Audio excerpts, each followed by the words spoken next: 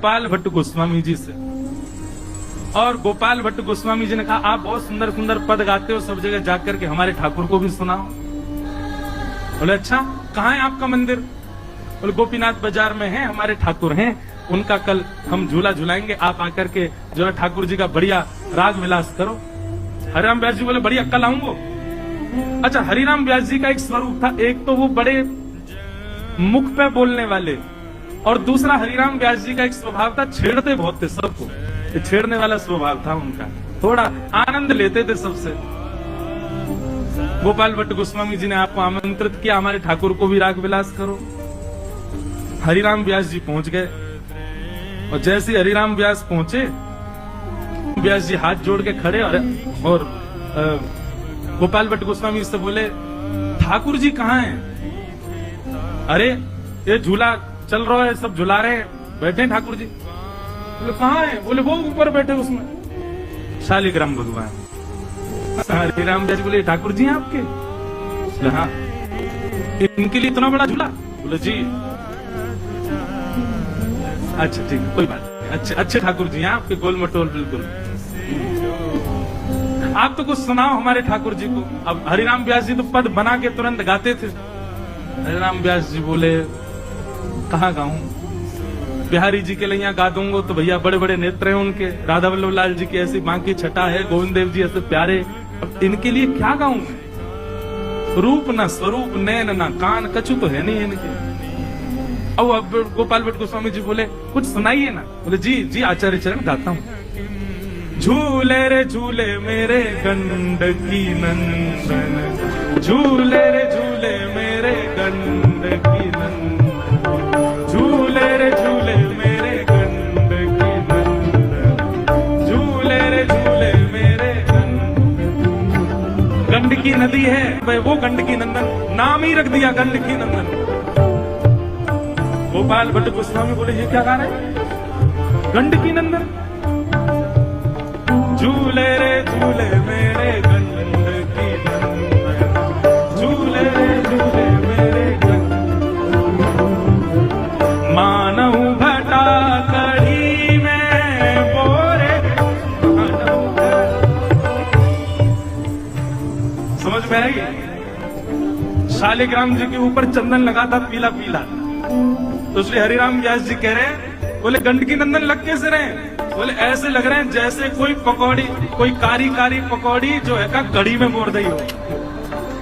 मानहु भटा कड़ी में बोरे, मानहु भटा कड़ी, अंग लगायो चंदन चंदन, अंग लगायो चंदन, झूले रे झूले मेरे गंडकी नंदन, झूले रे झूले मेरे गंडकी।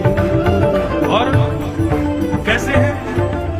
हाथ ना पाए नैन नहीं नासा, हाथ ना पाए नैन नहीं नासा, इनके हाथ भी नहीं है, पांव भी नहीं है, नेत्र भी नहीं, हाथ ना पाए न नैन नहीं नासा,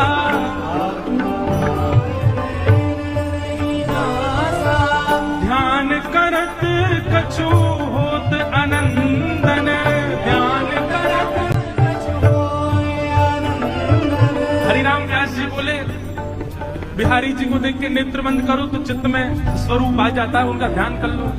राधा वल्लभ जी, अब इनका क्या ध्यान करूं मैं? इनके आंख नाक कान कुछ है ही नहीं इनके। जालंधर जालंधर वृंदावल्लभ, जालंधर गावे व्यास कहाँ कहे चंदन, गावे व्यास कहाँ कहे चंदन, झूले रे झूले मेरे गंडकी, ओ झूले रे झूले मेरे गंडकी। अब हरिराम व्यास जी ने ऐसा पद गाया, गोपाल भट्ट गोस्वामी जी के तो नेत्र सजल हो गए। बोले इससे बढ़िया तो गाते ही नहीं आप, हैं?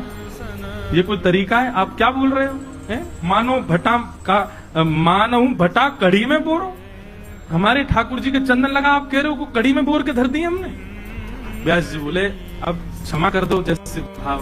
तो व्यास जी तो बोले अब चलो यहाँ से, नहीं तो प्रणाम करके व्यास जी तो चले गए।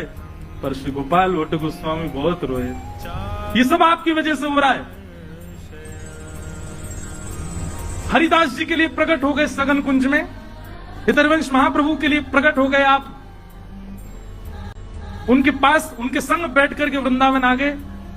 रूप सनातन गोस्वामी के लिए प्रकट हो गए।